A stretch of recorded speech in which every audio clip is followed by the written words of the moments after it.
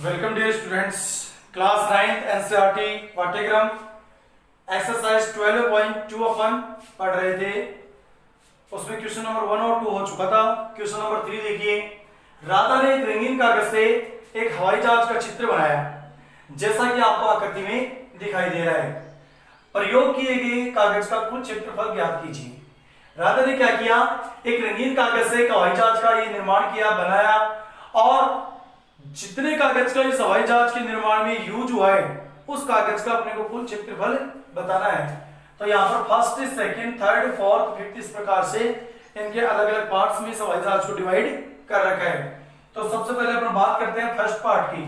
तो first part की बात करें तो ये एक समद्विबाहु त्रिभुज है, और समद्विबाहु त्रिभुज है तो ये 5 है, तो ये भी कितनी होगी, 5 होगी। अब बात करते हैं तीसरी भुजा की। तो ये क्या है, ये यहां से ये पूरी क्या है, आयत है। तो आयत है तो ये 1 सेंटीमीटर है, तो ये भी 1 सेंटीमीटर। इस प्रकार फर्स्ट आकृति का यदि अपन क्षेत्रफल निकाले तो इस त्रिभुज का क्षेत्रफल निकलेगा। तो त्रिभुज का क्षेत्रफल निकालने के लिए पहली भुजा, दूसरी भुजा और ये तीसरी भुजा, यानी सबसे पहले आकृति फर्स्ट के लिए, आकृति फर्स्ट के लिए। तो आकृति फर्स्ट के लिए क्या होगा, सबसे पहले निकालेंगे s का मान, s equal a plus b plus c upon 2। तो s इक्वल a की वैल्यू है 5, b की वैल्यू है 1 और c की वैल्यू फिर से 5 अपॉन 2। तो कितना हो गया, 11 अपॉन 2 यानी कि 5.5 सेंटीमीटर। ये 5 5 और 1 तो ये हो गया 11/2 यानी 5.5 सेंटीमीटर। अब आकृति फर्स्ट का क्षेत्रफल, आकृति फर्स्ट का क्षेत्रफल जो कि क्या है, त्रिभुज है। तो आकृति फर्स्ट का क्षेत्रफल क्या होगा, s minus a, s minus b और s माइनस c, इसका अंडर रूट। यहां पर यदि मान रखें तो देखिए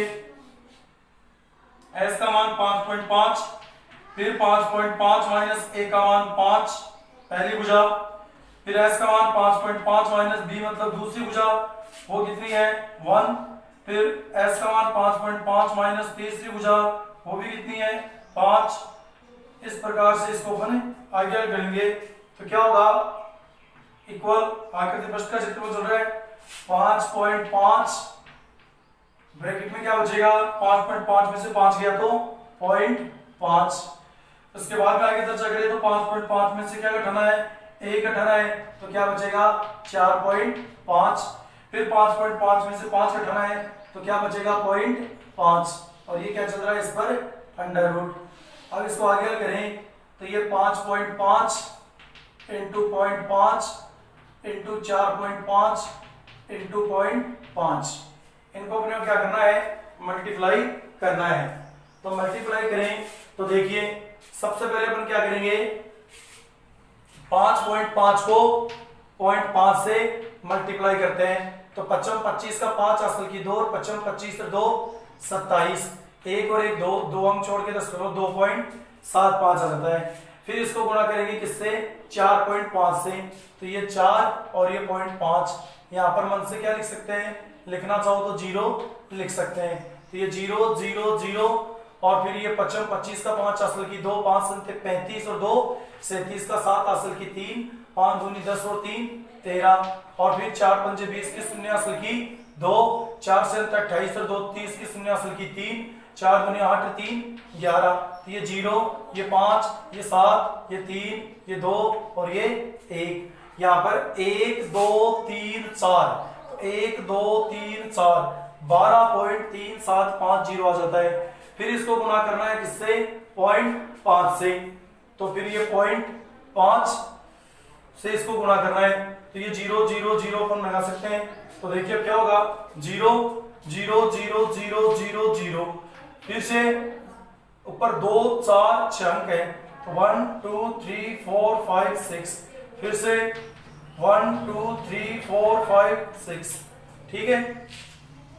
अब करना है किससे, पॉइंट, अब ये करना है 5 से, 5 को 0 से किया 0, 5 25 का 5 असल की 2, 5 संते 35 और 2 37 का 7 असल की 3, 5 15 और 3 18 का 8 असल की 1, 5 दूनी 10 और 1 11 का 1 असल की 1, 5 एकम 5 और 1 6। तो ये 0 0 0 0 5 7 8 1 6। तो 1 2 3 4 5 6 7 8। तो 1 2 3 4 5 6 7 8। 1 2 3 4 5 6 7 8। यहाँ लग जाएगा 10। तो 6 पॉइंट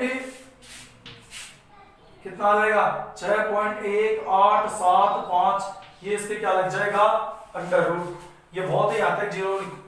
और इसका फिर वर्गमूल निकालेंगे तो इसका वर्गमूल आ जाएगा 2.49 सेंटीमीटर स्क्वायर। इसका फिर क्या निकालेंगे वर्गमूल निकालेंगे तो आ जाएगा 2.49 सेंटीमीटर स्क्वायर। तो इस प्रकार से आकृति फर्स्ट का क्षेत्रफल आ जाएगा। अब बात करते हैं अपन आकृति सेकंड की। तो देखिए आकृति सेकंड का क्षेत्रफल। तो आकृति सेकंड की बात करें तो ध्यान से देखिए आकृति सेकंड किसको दर्शाती है, एक आयत को आमने सामने की भुजाएं बराबर। तो क्या होगा लंबाई गुणा चौड़ाई।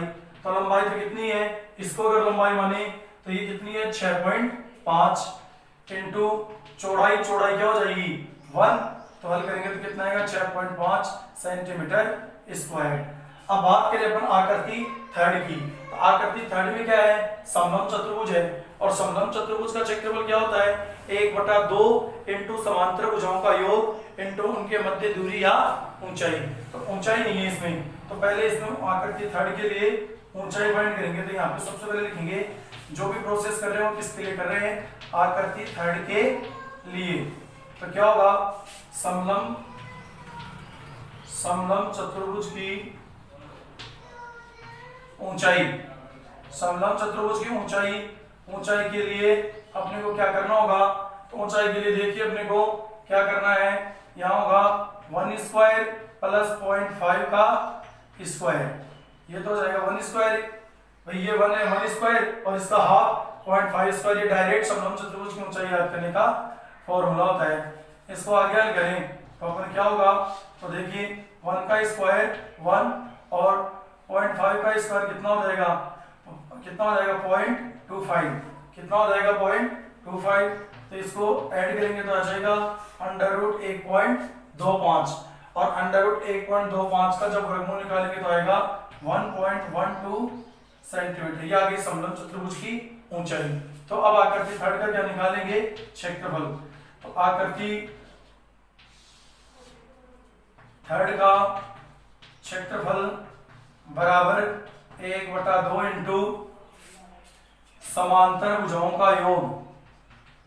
1/2 इंटू समांतर भुजाओं का योग इंटू ऊंचाई ये हो जाएगा।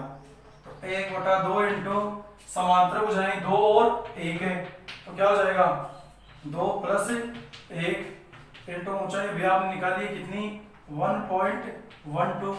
तो ये हो जाएगा 1/2 इंटू 2 और 1 3 और ये 1.12। अब इनको क्या करना है मल्टीप्लाई करना है। उससे पहले तो अगर 2 से इसको कैंसिल कर दे तो बढ़िया रहेगा।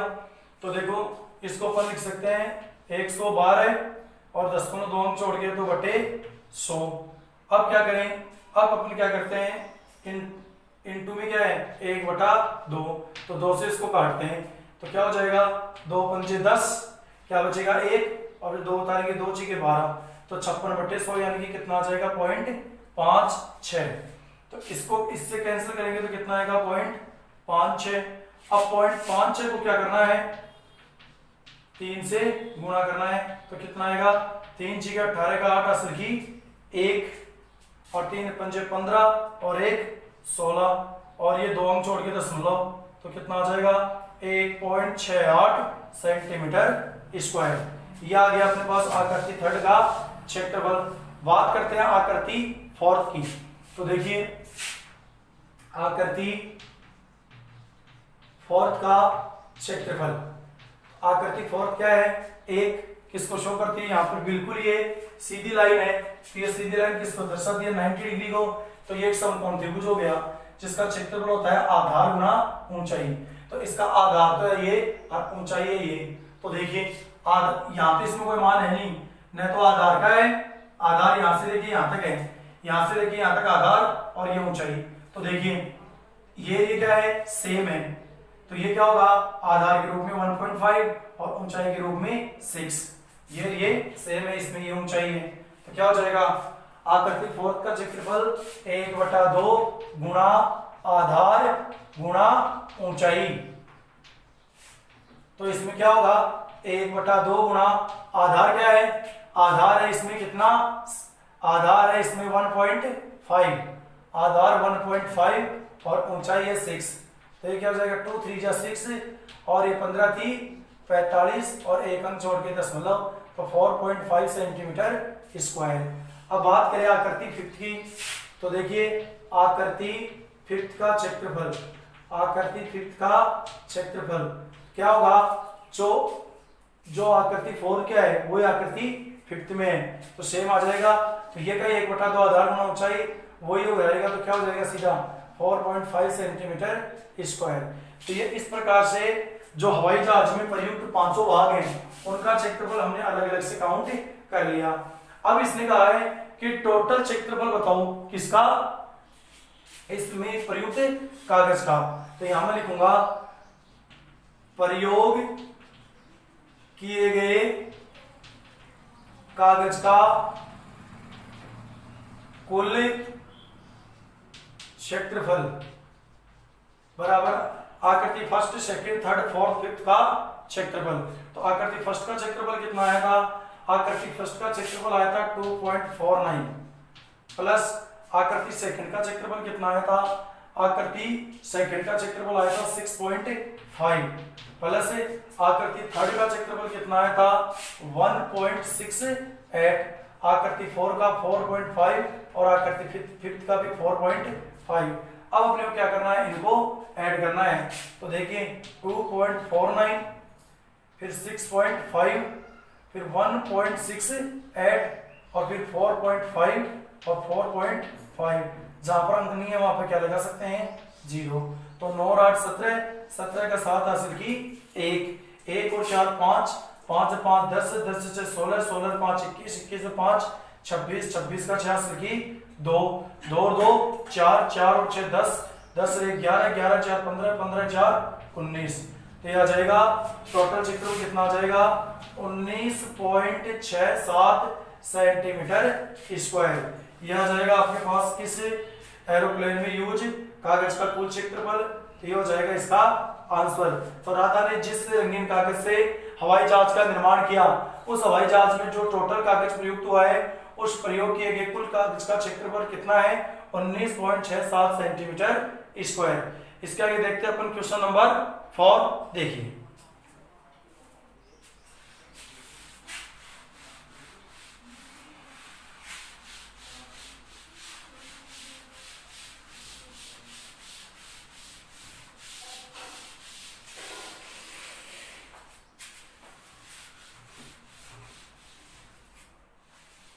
तो क्वेश्चन नंबर 4 क्या कह रहा है, क्वेश्चन नंबर 4 कहता है कि एक समांतर चतुर्भुज है और एक त्रिभुज है, दोनों एक के आधार पर बने हुए हैं और दोनों का क्षेत्रफल भी क्या है समान है।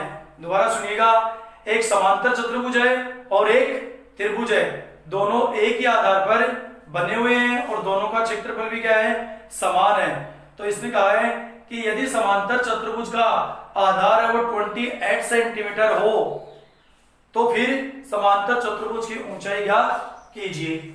और जो आपका त्रिभुज है तो इसने कहा है कि एक त्रिभुज व एक समांतर चतुर्भुज, एक त्रिभुज व एक समांतर चतुर्भुज दोनों एक, ये क्वेश्चन नंबर 4 है, दोनों एक ही आधार पर बने हैं व इनका क्षेत्रफल भी क्या है समान है। अब देखो त्रिभुज की भुजाएं हैं 26 सेंटीमीटर, 28 सेंटीमीटर व 30 सेंटीमीटर, जबकि समांतर चतुर्भुज है उस समांतर चतुर्भुज का आधार अपने को दिया हुआ है 28 सेंटीमीटर, तो ऊंचाई ज्ञात कीजिए। तो समांतर चतुर्भुज की ऊंचाई ज्ञात कीजिए, ये अपना क्वेश्चन है। तो देखिए यहाँ पर त्रिभुज और समांतर चतुर्भुज का क्षेत्रफल समान है, तो समांतर चतुर्भुज का क्षेत्रफल तो अपन निकाल नहीं सकते, क्योंकि समांतर चतुर्भुज का क्षेत्रफल होता है आधार गुना ऊंचाई। तो अपने पास आधार तो है, ऊंचाई नहीं है, तो समांतर चतुर्भुज का क्षेत्रफल तो अपन ज्ञात कर नहीं सकते। तो अपन किसका करेंगे, त्रिभुज का क्षेत्रफल ज्ञात करेंगे। तो त्रिभुज के क्षेत्रफल के लिए सबसे पहले क्या होगा, S equal a plus b plus c upon 2। तो S इक्वल a की वैल्यू कितनी है, a की वैल्यू अपने पास है 26 और b की वैल्यू है 28 और c की वैल्यू है 30 अपॉन 2। इनको ऐड करें तो 0 8 और 6 14 का 4 कैरी 1 और 3 4 2 6 और 2 8 84 अपॉन 2। तो ये कितना हो जाएगा 42 सेंटीमीटर। तो ये आ जाएगा अपने पास कितना 42 सेंटीमीटर क्या आ गया S का मान। अब त्रिभुज का क्षेत्रफल, तो त्रिभुज के क्षेत्रफल के लिए देखो S minus a, S minus b और S माइनस c, और ये इसका अंडर रूट। तो S का मान कितना है 42 माइनस a यानी कि पहली भुजा 26, 42 माइनस b यानी कि दूसरी भुजा 28, 42 माइनस c यानी कि तीसरी भुजा कितनी है 30, और ये इसका अंडर रूट। तो ये 42 में से 26 घटाए तो 12 में से 6 गए 6, 4 में से 3 गए 1 16, और 42 में 28 गए तो कितना बचेगा 14, फिर 12 में 60 गए 4 1, और 42 में से 30 गए तो कितने बचेंगे 12। अब देखिए 42 इंटू 16 इंटू 14 इंटू 12। अब क्या करें, अब इनके करते हैं अपन प्राइम फैक्टर। तो प्राइम फैक्टर के लिए देखो सबसे पहले 42 के 2 का भाग देंगे कितना आएगा 21, फिर 21 में 3 का देंगे कितना आएगा 7, और 7 में फिर 7 का। 16 की बात करें तो 16 की बात करें तो 4 टाइम क्या जाएगा 2 2 नहीं 4 4 नहीं 8 8 नहीं 16। 14 की बात करें तो पहले 2 का 7 आएगा, फिर 7 में 7 का जाएगा। 12 की बात करें तो 2 का 6, फिर 2 का 3 और फिर 3 का 1। अब देखिए जो सेम है उनको यदि अपन पास लिख दें तो 1 2 3 4 5 6 7 8, 8 टाइम तो क्या है 2 है। 1 2 3 4 5 6 7 और ये 8, 3 4 5 6 7 8, 8 टाइम तो 2 है। 3 कितने टाइम है 1 2, 2 टाइम कितना है 3 है। 7 भी कितने टाइम है 2 टाइम है। टोटल अपने पास हो गया 8 और 10 तो 12, तो 1 2 3 4 5 6 7 8 9 10 11 12, यानी काउंट करने से पता चल जाता है कि कोई संख्या इसमें छूटी नहीं है। तो ये जोड़ा ये जोड़ा ये जोड़ा ये जोड़ा ये जोड़ा और ये जोड़ा सबके जोड़े बन रहे हैं। तो यहाँ पर प्रत्येक जोड़े से एक निकालो, 2 इसमें निकल जाएगा और फिर से 2 निकल जाएगा, फिर से 2 और फिर से 2, फिर 3 और फिर 7। तो यहाँ पे देखिए 7 3 21, 21 दूनी 42, 42 दूनी 84 और 84 दूनी, तो 84 को 2 से गुना करें तो 2 चौके 8, 2 घंटे 16, तो 168, और 168 को फिर 2 से करें तो 2 घंटे 16 का 4 की 1, 2 6 के 12 1 13 का 3 असर की 1 2 1 2 1 3, तो कितना हो जाएगा 7 3 21, 21 दूनी 42 दूनी 84, 84 दूनी 168, 168 दूनी 336 सेंटीमीटर स्क्वायर। यह आ जाएगा क्या आपके समान ये त्रिभुज का क्षेत्रफल। अब इसने क्या कहा है कि त्रिभुज का क्षेत्रफल और समांतर चतुर्भुज का क्षेत्रफल क्या है बराबर है। तो यहां पे लिखूंगा चूंकि त्रिभुज व समांतर चतुर्भुज, त्रिभुज व समांतर चतुर्भुज का क्षेत्रफल क्या है समान है, अतः क्या होगा त्रिभुज का क्षेत्रफल बराबर है समांतर चतुर्भुज का क्षेत्रफल बराबर 336 सेंटीमीटर स्क्वायर। ये त्रिभुज का भी 336 है, तो समांतर चतुर्भुज का क्षेत्रफल त्रिभुज के क्षेत्रफल के समान होने के कारण इसका क्षेत्रफल भी कितना है 336 सेंटीमीटर स्क्वायर ही है। तो क्या होगा समांतर चतुर्भुज का क्षेत्रफल, समांतर चतुर्भुज का क्षेत्रफल बराबर कितना है 336 सेंटीमीटर स्क्वायर। रियल में इसका सूत्र क्या होता है, आधार गुना ऊंचाई, आधार गुना ऊंचाई बराबर 336। आधार दे रखा है कितना 28 इंटू ऊंचाई बराबर 336। अब इसको हल करें तो क्या होगा, ऊंचाई बराबर 336 बटे 28। अब देखो 28 एकम 28 कितना बचता है, 28 और 2 30 3 35 5 बच गए, 6 उतारेंगे कितना हो जाएगा 56, तो 28 दूनी 56। तो ये कितने टाइम कैंसिल हुआ, ये 1 टाइम, 1 से 12 करेंगे 12 में 28 एक 28 हो गया, फिर 5 बचा 6 उतारे 28 दूनी 56 12। तो यहाँ लिखेंगे अतः समांतर चतुर्भुज की ऊंचाई, समांतर चतुर्भुज की ऊंचाई बराबर 12 सेंटीमीटर आंसर। तो ये था अपना क्वेश्चन नंबर 4।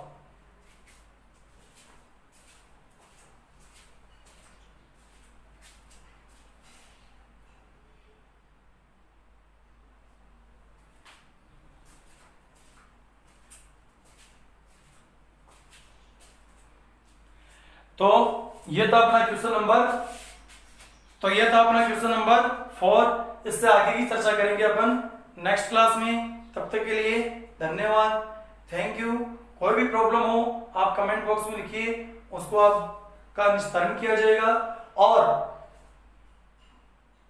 कम से कम मैटर में आपको ये अच्छे से अच्छा तैयार करना है, हर इसमें बारीकी से आपको पढ़ाया जा रहा है, तो इसमें कोई प्रकार की आपको होमवर्क टाइम पे करते रहना है। थैंक यू, धन्यवाद। मिलते हैं आपसे अगली क्लास में, धन्यवाद। Thanks for watching video. Please subscribe YouTube channel and press bell icon.